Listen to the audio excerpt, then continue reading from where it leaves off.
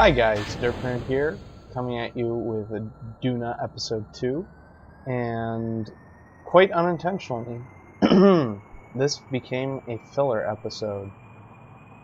So what you see here is a spaceplane I invented, a spaceplane I created for the sole purpose of docking with the all-in-one spacecraft. Now we're going to speed up time to 4 times speed, and so what I noticed was on our flight to Duna, we have 2 orange shirts, or red shirts.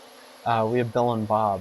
Jeb's still on his mission, so thinking about this a little bit, I decided that it would be better to opt to only have one on there, so that, you know, in case something goes wrong, not all of them die. And that would just leave Jeb, and Jeb doesn't like being left all alone. So this is a pretty basic SSTO design, untested completely.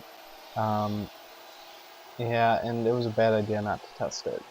No nukes, as per my usual, but I opted for the LV909s. And here we are speeding up. We're almost, there's 900. We're almost at 1,000 here. There's 1,000 second re-entry effects, but we're going up. So try not to spam intakes too much. On each of those nodes there are 2 intakes. I do not use part clipping, but if the game allows me to do it, I do it. So I think I've shown you guys in my tutorials the neat trick on that. So the one thing that always bugs me with these designs is I always end up with way too much extra jet fuel, like 80 to 100. And I've been trying to optimize my designs recently with the least amount of jet fuel, but whatever. So right now we're just trying to get into orbit. We're going 1800, 1900 or so meters per second, and I'm slowly throttling down because I'm watching the intake air. Yeah, there's 2,000. And so now I'm gonna try and get a higher apoapsis, and I'm gonna bleed out the jet engines in these lungs. I feel it's gonna help us out, which is actually quite a while. So there, 47,000 apoaps, pretty decent. I like to get as far as I can on the jets. Actually thinking about redoing my advanced SSTO tutorial, or making another SSTO tutorial, because a little bit has changed, and you know, just some good tips I could give you since then. So now we're bringing up our apoaps with the rockets, because I couldn't really use the jets much, and we already have a periapsis even though we're still in atmosphere, so that's kind of cool. During copy and pasting, one of the glitches I ran into was my action groups got assigned weird. So activating and deactivating stuff like the engines didn't work, so you're going to see me, I throttle up and I fly to the left. So only my right engine fired. And yeah, there we go. So I get my periapsis up and just get in orbit. So now I'm planning on intercepting. I have plenty of delta V, and I'm just getting an intercept set up with with the all-in-one spacecraft. So we do this burn. It did take a little while. This is still 4 times speed, and I just keep tweaking it until I get it really close. I think I get it within like 0.7 eventually. Yeah. I did a correction burn in the meantime. It's just a waste of time, so we're within like 0.5. Now we're slowing down to meet up with it. And back to 1.5 times speed, because the game slowed down as soon as I loaded in the other spacecraft. So soon we'll be going back to 1.5 times speed. And as soon as the music slows down. The music sounds all funky at this speed. Anyway, but there's all-in-one, and here we go. So this is probably the hardest docking I've done, and probably the best I've done. So I don't like using these radial ports, but I decided to do it to make it look cool. And I have no RCS whatsoever on either craft. Well, okay, on that craft I have an RCS tug, but other than that, I don't use RCS at all during this process. So I'm just kind of eyeballing it, going with velocity, and man, did I luck out. So here we are, we're coming into dock, and yeah, just kind of guessing. I'm still controlling from the cockpit because I figure docking ports right behind it's a fair representation. So I'm just kind of spinning around, gonna kill a little velocity here. And yeah, kill that little bit of velocity. Don't want to be going too fast. I want the big advantage with docking ports, especially without RCS, is being able to use their magnetic properties. So here I'm going to turn. It looks like I'm all lined up, except I'm a little behind. So from this angle, it looks like, oh yeah, they're right there. So I go down to grab it, and then like derp. So I go forward a little bit, and it magnetizes, and I deactivate SAS, and magnetize, and SAS off, and I end up in this oscillating thing. And I try and fire the engines and like use SAS and stuff every time it starts going back, because I don't know how it why it goes back so fast. So I'm trying to counteract it, and eventually it settles down, but it just takes a while. But yeah, I thought this was pretty awesome. I got to do this in one shot. There were no edits there or anything. This has been a straight shot. So we're all docked, and I'm gonna transfer out for Bill. Hop Bill out of his capsule in a minute here. I think I get the one guy grabbing onto the... Yeah, okay. Yep. Bill, come with me if you want to live. Ironically, a little later, this is all post-commentary, on the way back in this plane, every time I would try and land this plane, it would crash. So I ended up having to send another plane, which you'll see in a minute. But yeah, so I was trying to save Bill, but I ended up like killing him like 6 times in the process. But thankfully, quick save. And I'll show you where I cut it. So yeah, we're flying this guy back over. I don't particularly remember his name. I wasn't paying that much attention. So he's just going to hop on, and he's going to hop in. Okay, so now we're going to get Bill in the plane. And yeah, we're going to save it here, and we're going to cut to the other ship to rescue the rescue ship. It isn't really a rescue because he's like doing normal stuff. So this was a prototype for one of my more recent crafts. It looks pretty awesome. It's actually meant to be like an asteroid hunter thing. But I don't know if you can see it from here, but pay attention to how close the landing gear is together. I fixed it in subsequent designs, but I already had this one in orbit by the time I fixed it, even before I made the video. This also has MechJeb, and I make some use of that. I generally don't use MechJeb much, just to aid in my Kerbal credibility. But I don't frown upon the use of MechJeb. It makes a lot of things easy, like this burn when they get close together. And I'm just checking out my Delta V. This thing has like 3,000 Delta, or sorry, like 2,500 Delta V from once I get into orbit, so it's pretty decent. So count off velocity, you can tell the other ship loaded in because it lagged for a second there.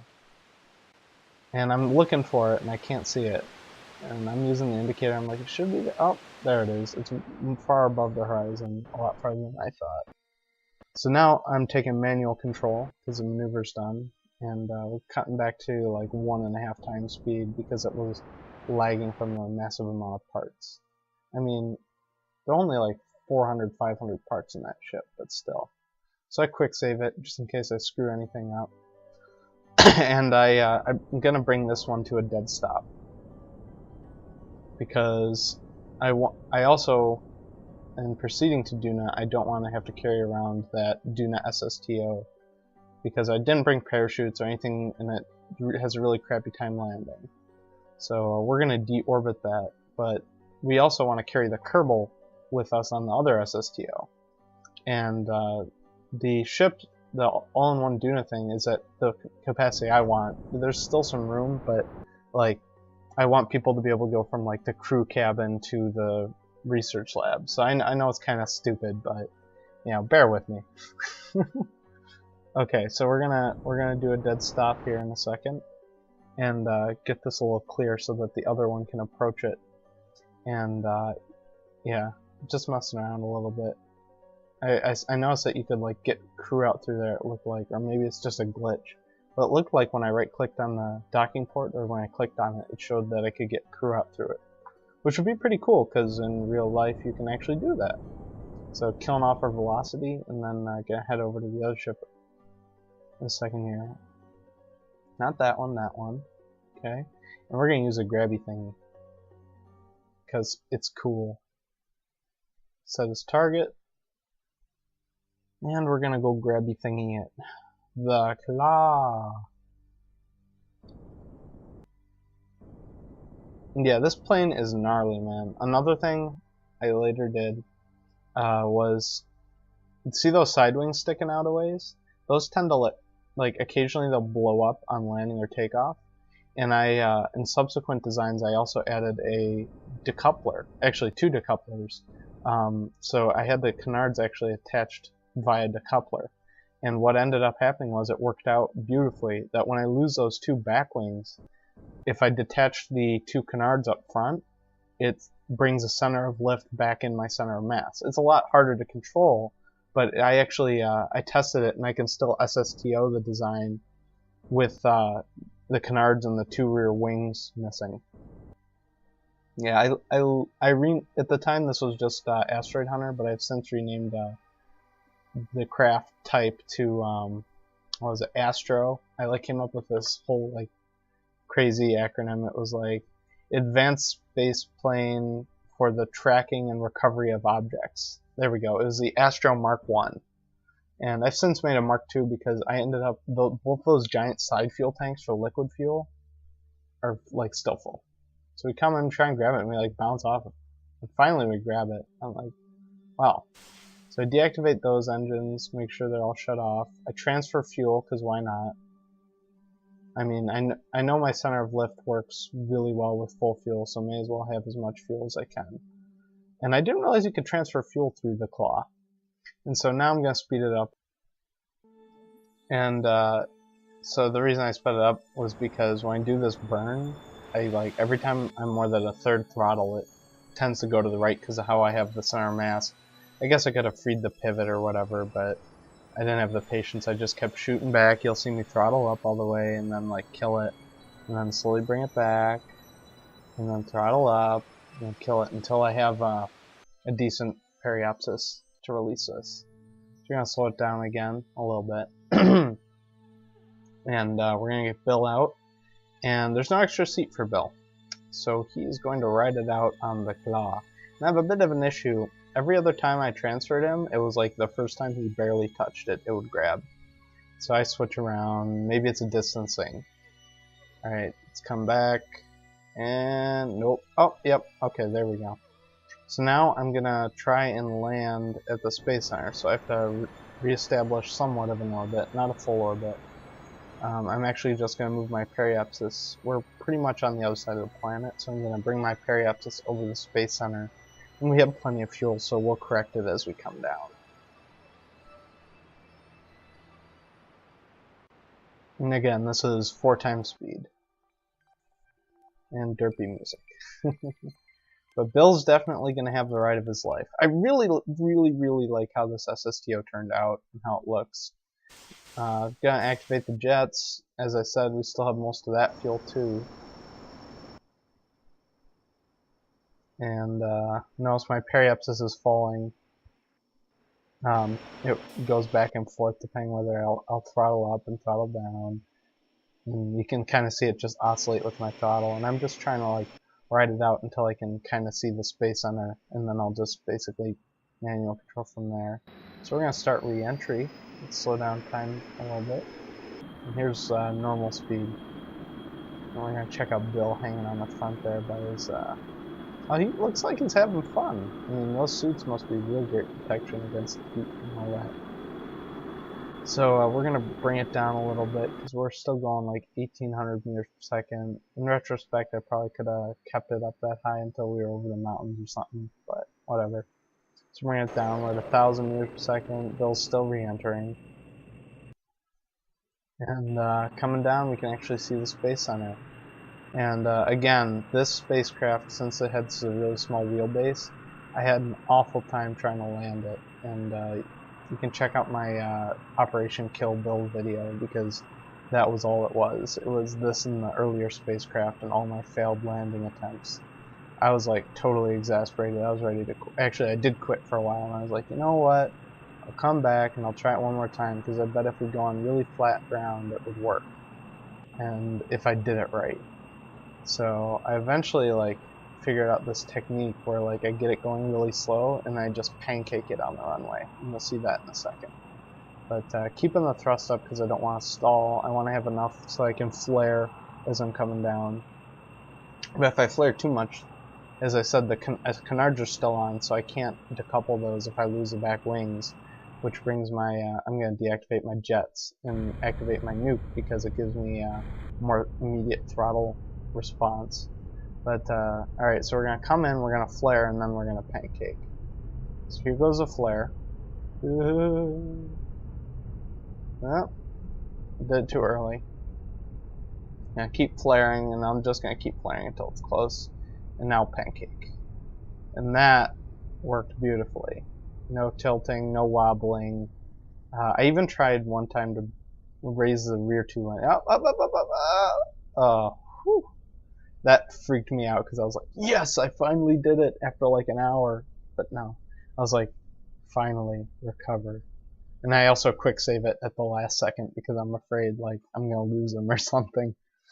So and then immediately I'm like, well, he was attached to the claw. Did he get recovered? So I'm like, okay, let's I'm gonna check the astronaut center. Oh, good, Bill's there. That's all that matters to me. And with that, guys, thanks for watching. This has been Derp Nerd. Take care.